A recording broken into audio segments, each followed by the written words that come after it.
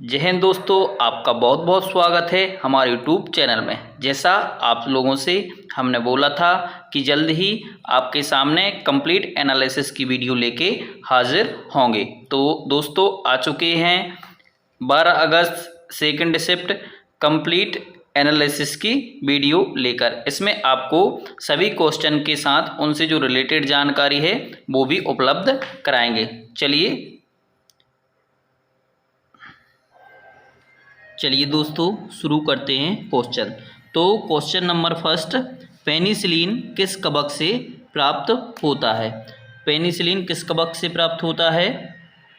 तो आपका इसमें आंसर हो जाएगा जो antibiotic penicillin green mould penicillium notatum नामक कवक से प्राप्त होता है। इसकी खोज किसने की थी? फ्लेमिंग ने पहली बार प्रयोगात्मक रूप में पता लगाया था कि पेनिसिलियम मोल्ड एक जीवाणुरोधी पदार्थ को नियंत्रित करता है। सबसे पहले इसमें सक्रिय पदार्थ को शामिल किया जाता था। उन्होंने 1928 में पेनिसिलिन नाम दिया था। कब नाम दिया था? 1928 में। अब चलिए अगला क्वेश्चन है, किस रोग से ग्रसित व्यक्ति को दूर की वस्तुएं नहीं दिखाई देती? किस रोग से ग्रसित व्यक्ति है जिसको दूर की वस्तुएं नहीं दिखाई देती? तो मायोपिया जो दोष है इसको अपन निकट दृष्टि दोष भी कहते हैं। इसमें क्या होता है, आँख की पुतली है जो आईबॉल है, इसका आकार बढ़ने से प्रतिबिंब रेटिना पर बनने की बजाय थोड़ा कहाँ बन जाता है, थोड़ा आगे बन जाता है। ये भी आपसे क्वेश्चन पूछा जाता है। ऐसा होने पर दूर की वस्तुएं धुंधली और अस्पष्ट दिखाई देने लगती हैं, तो इसलिए इसका नाम क्या दिया गया है? निकट दृष्टि दोष। लेकिन पास की वस्तुएं देखने में कोई परेशानी नहीं होती। एक अनुमान के अनुसार भारत की 20 से 30% जनसंख्या काय से पीड़ित है? मायोपिया से पीड़ित है। इसे क्या बोलते हैं? निकट दृष्टि दोष भी बोलते हैं। गति के नियम किसने दिए थे? नेक्स्ट क्वेश्चन है, जो गति के नियम किसने दिए थे? गति के नियम किसने दिए थे? तो गति के नियम का प्रतिपादन न्यूटन ने किया था। पहला नियम है, इसे जड़त्व का नियम भी कहते हैं। इससे बल की परिभाषा प्राप्त होती है। दूसरा नियम है, इसे क्या बोलते हैं? द्रव्यमान व तुरंत लिखा गया है, इसके लिए अपन लिख सकते हैं त्वरण का नियम भी कहते हैं। द्रव्यमान और त्वरण का नियम कहते हैं। इससे बल का व्यंजक प्राप्त होता है। पहले नियम से बल की परिभाषा प्राप्त होती है और दूसरे नियम से क्या प्राप्त होता है? बल का व्यंजक। तीसरा नियम है, तीसरे नियम को क्रिया के विपरीत प्रतिक्रिया का नियम कहते हैं। अगला क्वेश्चन है, चलिए, शास्त्रीय क्या है? शास्त्रीय एक क्या है? शास्त्रीय नृत्य है। क्या है? शास्त्रीय नृत्य है। शास्त्रीय नृत्यों की संख्या 8 है। टोटल कितने 8 नृत्य हैं? 8 हैं। कभी कभी एक नृत्य और मिला के इसकी संख्या 9 ले ली जाती है। उनमें से एक शास्त्रीय नृत्य क्या है? शास्त्रीय है। यह प्रमुख भारतीय शास्त्रीय नृत्य है। यह नृत्य प्रारंभ में भवोना के भाग के रूप में बनाया गया था। जो अंकिया नाट एक अभिनय नाटकों का प्रदर्शन है, जो मूल रूप से असम के 15वीं-16वीं शताब्दी में के बहुश्रुत शंकरदेव द्वारा बनाया गया था। तो इसको समझ लेना है। चलिए चलते हैं नेक्स्ट क्वेश्चन पर। क्वेश्चन नंबर 5 क्या बोला है? कहाँ का शास्त्रीय नृत्य कुचिपुड़ी है? तो कुचिपुड़ी शास्त्रीय नृत्य की बात करें तो यह एक पारंपरिक शैली का नृत्य है। दरअसल यह आंध्र प्रदेश के कृष्णा जिले के कुचिपुड़ी गांव से इसका नाम क्या रख दिया गया है? कुचिपुड़ी नृत्य रख दिया गया है। चलिए अन्य शास्त्रीय नृत्यों की बात कर ली जाए। जैसे भरतनाट्यम कहाँ का है? केरल का है। कथकली कहाँ का है? केरल का है। मोहिनीअट्टम केरल का है। कुचिपुड़ी आंध्र प्रदेश का है। भरतनाट्यम कहाँ का है? तमिलनाडु का है। कथकली केरल का है। मोहिनीअट्टम केरल का। कुचिपुड़ी आंध्र प्रदेश का है। ओडिसी कहाँ का है? ओडिशा का है। मणिपुरी मणिपुर का है। कथक उत्तर प्रदेश का है। शास्त्रीय की बात करें तो ये असम का है। तो ये अपने टोटल 8 शास्त्रीय नृत्य हैं, इनको अच्छे से आपको पढ़ लेना है, कोई भी क्वेश्चन पूछा जा सकता है। अब अगला एक डांस है, रऊप नृत्य किस राज्य का लोक नृत्य है? किस राज्य का लोक नृत्य है? तो आप लोग अच्छे से जानते होंगे, ये बार बार एग्जाम में क्वेश्चन पूछा जाता है। जो रऊप नृत्य है जम्मू और कश्मीर का प्रसिद्ध लोक नृत्य है, जो रऊप जनजाति द्वारा किया जाता है। किस जनजाति द्वारा किया जाता है? रऊप जनजाति द्वारा। नाम याद रखने में आसानी होगी, जो नृत्य है उसी जनजाति द्वारा किया जाता है। कश्मीरी लोगों में इस नृत्य प्रसिद्ध लोक नृत्य को डमहल कहा जाता है। वहाँ इसका नाम क्या है? डमहल। वहाँ इसका नाम क्या बोलते हैं? डमहल बोलते हैं। चलिए नेक्स्ट क्वेश्चन पर चलते हैं। किस पौधे में जड़ के तने, पत्ते और फूल होते हैं? यानी कि पौधे के जो समस्त अंग मौजूद होते हैं, तो वह कौन सा पौधा है? इसे अपन कहते हैं एंजियोस्पर्म, जिसमें पौधे के सभी अंग क्या होते हैं? मौजूद होते हैं। तो सपुष्पक पौधे में जड़, तना, पत्ती, फूल, फल निश्चित रूप से पाए जाते हैं। एक पौधा जिसमें असली जड़ें, तना, पत्तियां, फूल और फल से घिरे बीज होते हैं, आवृत बीजी पाए जाते हैं। एंजियोस्पर्म के विभाजन में ऐसे पौधे शामिल होते हैं जिनके फलों के भीतर बीज ढके रहते हैं। तो बीज ढके रहते हैं, इसका मतलब क्या है? आवृत बना रहता है, तो इसको क्या बोलते हैं? आवृत बीजी बोलते हैं। इसमें एक अच्छी तरह से परिभाषित पत्ती, जड़, तना और फूलों की प्रजनन इकाई होती है। चलिए चलते हैं नेक्स्ट क्वेश्चन पर। नेक्स्ट क्वेश्चन है, जल का पीएच मान कितना होता है? तो जल का पीएच मान कितना होता है? जल का पीएच मान कितना होता है? 7 होता है। जो शुद्ध जल है, जिसे अशुद्ध जल भी कहते हैं, इसका पीएच मान 7 होता है। हाइड्रोक्लोरिक HCl होता है, जो सांद्र HCl होता है, उसका पीएच मान 0 होता है। सांद्र सल्फ्यूरिक H2SO4, इसे सल्फ्यूरिक एसिड कहते हैं, इसका पीएच मान कितना होता है? 1.4 होता है। नींबू के रस का पीएच मान कितना होता है? 2.4 होता है। शराब का पीएच मान क्या होता है? 2.8 होता है। शराब भी कैसी होती है? एसिडिक नेचर की होती है। सोडा व सिरका का पीएच मान कितना होता है? 3 होता है। सेव का पीएच मान कितना होता है? 3। टमाटर का पीएच मान 4.5 होता है। अम्लीय वर्षा का पीएच मान 5 के आसपास होता है। चलिए चलते हैं नेक्स्ट क्वेश्चन। एक ये क्वेश्चन पूछा गया है, UAE की प्रथम महिला अंतरिक्ष यात्री कौन थी? चलिए, संयुक्त अरब अमीरात ने 10 अप्रैल को अपने अंतरिक्ष कार्यक्रम में 2 अंतरिक्ष यात्रियों को नामित किया, जिसमें देश की पहली महिला अंतरिक्ष यात्री भी शामिल थी। इसका नाम क्या है? चलिए नाम देखते हैं। नोरा अल मतरूसी इसका नाम है। UAE की जो पहली महिला अंतरिक्ष यात्री बनी है। अगला क्वेश्चन है, विंग्स ऑफ फायर किस प्रकार की किताब है? आप लोग जानते ही हैं, विंग्स ऑफ फायर हमारे मिसाइल मैन और जो भारत के राष्ट्रपति रह चुके हैं डॉक्टर APJ अब्दुल कलाम की आत्मकथा है। तो देखते हैं, विंग्स ऑफ फायर ये कब लिखी गई थी? 1999 में। भारत के मिसाइल मैन और भारत के जो राष्ट्रपति हैं डॉक्टर APJ अब्दुल कलाम की ये क्या है? आत्मकथा है, ऑटोबायोग्राफी है।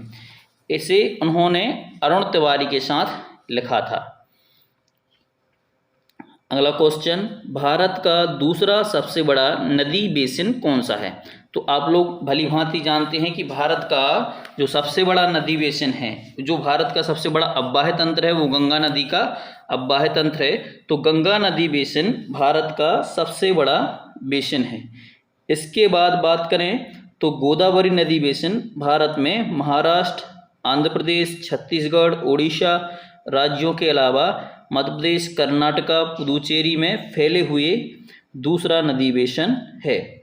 गोदावरी नदी बेसिन का क्षेत्रफल 3,12,812 वर्ग किलोमीटर के फैला हुआ है, जिसकी अधिकतम लंबाई और चौड़ाई की बात करें तो लंबाई अधिकतम 995 यानी 995 किलोमीटर और 583 किलोमीटर इसकी क्या हो गई? चौड़ाई है। अगले क्वेश्चन पर चलते हैं। इनमें से कौन सा नृत्य मध्य प्रदेश का लोक नृत्य नहीं है? तो चलिए मध्य प्रदेश के पूरे लोक नृत्य देख लेते हैं। अब अपन नहीं जानते कौन आया है। तो मध्य प्रदेश के लोक नृत्य मटकी मालवा का प्रसिद्ध लोक नृत्य है। कर्मा जैसे छत्तीसगढ़, शहडोल, रीवा, जो छत्तीसगढ़ से लगे जिले हैं उनमें कर्मा नृत्य किया जाता है। जावरा, जावरा बुंदेलखंड में भी चलता है और मालवा में भी चलता है। बधाई मुख्यतः बुंदेलखंड में चलती है और मालवा में। भगोरिया यह जनजातीय नृत्य है जैसे झाबुआ और अलीराजपुर में यह होता है। चलिए चलते हैं नेक्स्ट क्वेश्चन पर। वंदे मातरम पत्रिका का संपादन किसने किया था? वंदे मातरम पत्रिका का संपादन किसने किया था? तो वंदे मातरम कलकत्ता, जो अब नाम क्या हो गया है, कोलकाता से प्रकाशित एक अंग्रेजी भाषा का साप्ताहिक समाचार पत्र था, जिसकी स्थापना 1905 में किसने की थी? विपिन चंद्र पाल ने की थी। और इसका जो संपादन है अरविंदो ने किया था। इसका उद्देश्य भारतीयों को पूर्ण स्वतंत्रता के लिए संघर्ष करने के लिए तैयार करना था। ये क्या किस चीज़ के लिए था? स्वतंत्रता के संघर्ष के लिए था यह। इसका नाम क्या दिया गया? वंदे मातरम। यह भारतीय राष्ट्रवाद का एक दैनिक अंग था। नेक्स्ट क्वेश्चन, श्वेत क्रांति का संबंध किससे है? श्वेत क्रांति, चलिए अब पूरी क्रांति ही देख लेते हैं कि कौन कौन सी क्रांतियां हैं। सबसे पहले श्वेत क्रांति जो क्वेश्चन में पूछा गया है, इसका संबंध दुग्ध उत्पादन से है। पीली क्रांति का संबंध खाद्य तेलों और तिलहन फसलों से संबंधित है। नीली क्रांति का संबंध मत्स्य उत्पादन से है। गुलाबी क्रांति का संबंध प्याज और झींगा मछली के उत्पादन से है। काली क्रांति, ये बहुत इंपॉर्टेंट है, इसको ध्यान रखिएगा, पेट्रोलियम और खनिज तेलों के उत्पादन से संबंधित है काली क्रांति। जैसे कोयला वगैरह हो गया, कोयला का उत्पादन पूछा जाता है तो यह भी काली क्रांति के अंतर्गत आता है। हरित क्रांति आप लोग अच्छी तरह से जानते हैं, खाद्यान्न और हरी फसलों से संबंधित है। और जो धूसर क्रांति है यहाँ तक, और जो धूसर क्रांति है उसका संबंध किससे है? उर्वरक उत्पादन से है, यानी जो फर्टिलाइजर हैं उनके उत्पादन से संबंधित है आपकी ये धूसर क्रांति। नेक्स्ट क्वेश्चन देख लेते हैं। रुक्मणी देवी, रुक्मणी देवी किस नृत्य से संबंधित हैं? दोस्तों इस शिफ्ट में ज़्यादातर क्वेश्चन नृत्य से उठाए गए हैं, जो स्टैटिक्स जीके के क्वेश्चन हैं। तो देखते हैं, रुक्मणी देवी का संबंध भरतनाट्यम से है। चलिए देखते हैं प्रमुख नृत्य हैं और उनसे संबंधित जो जो व्यक्ति हैं इम्पोर्टेंट अब इसमें देख लेते हैं। देखिए शास्त्रीय नृत्य है, ये कहाँ का है? तमिलनाडु का है, भरतनाट्यम। इससे संबंधित हैं यामिनी कृष्णमूर्ति, सोनल मानसिंह, रुक्मणी देवी। ये क्वेश्चन में आपसे पूछा गया था। मालविका सरकार और आपकी ये मृणालिनी साराभाई, ये आपके इम्पोर्टेंट हो गए। कथक नृत्य की बात करें तो आप लोग भली भांति जानते हैं, उत्तर प्रदेश से संबंधित है। इसके प्रमुख कौन हैं? बिरजू महाराज हैं और शोभना नारायण हैं और लच्छू महाराज। ये आपके ये इम्पोर्टेंट हो गए। कथकली की बात करें तो यह केरल का शास्त्रीय नृत्य है। मृणालिनी साराभाई, कृष्णन कुट्टी, कृष्णा नायर, उदय नारायण और नारायण मेनन इसके प्रमुख कलाकार हैं। मोहिनी अट्टम की बात करें तो यह केरल का शास्त्रीय नृत्य है। हेमा मालिनी, देखिए दोस्तों जो हेमा मालिनी हैं वह मोहिनी अट्टम की नर्तकी हैं। और श्रीदेवी जो अपनी एक्ट्रेस हैं, ये मोहिनी अट्टम की नर्तकी हैं केरल। कुचिपुड़ी की बात करें तो कुचिपुड़ी आंध्र प्रदेश के, आपको बताया था कुचिपुड़ी गांव से इसका नाम कुचिपुड़ी पड़ गया है।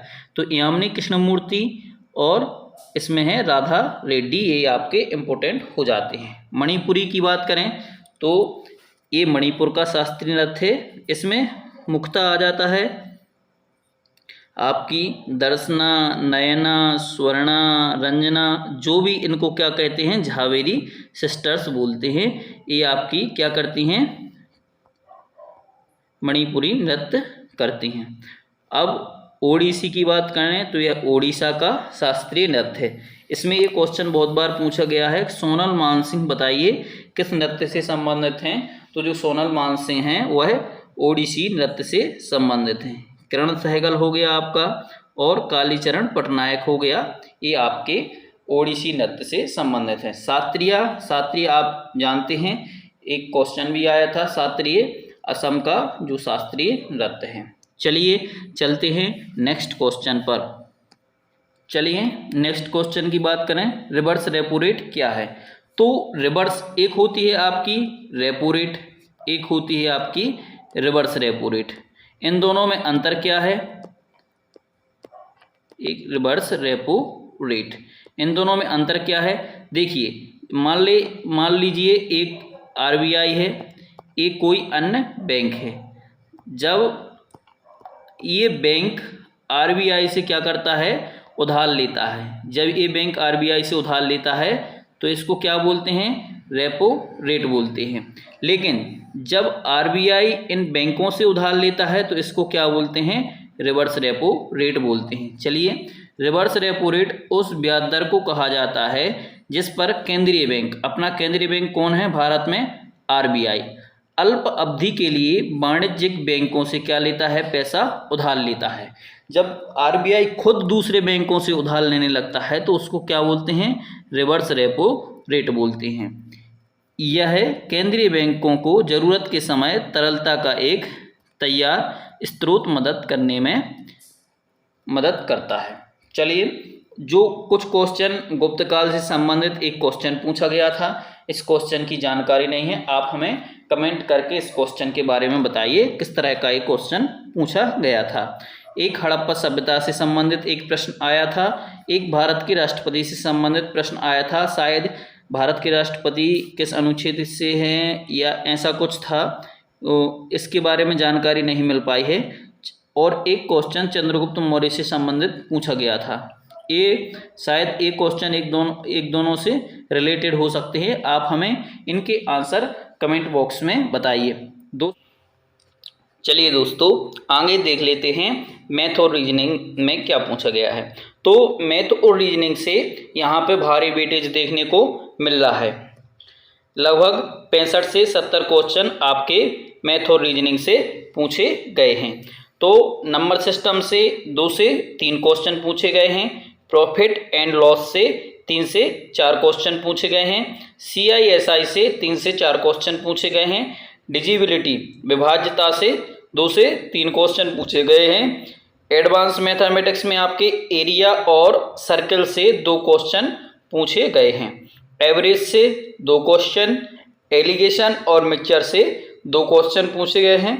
रीजनिंग में देखें तो कोडिंग डिकोडिंग, ब्लड रिलेशन हो गया, कथन निष्कर्ष से, दर्पण के 3 से 4 क्वेश्चन देखने को मिले हैं। दिशा एवं दूरी वाले क्वेश्चन, जैसे दाएं चलता है 10 मीटर, बाएं चलता है, फिर उत्तर दिशा में जाता है, इस तरह के क्वेश्चन।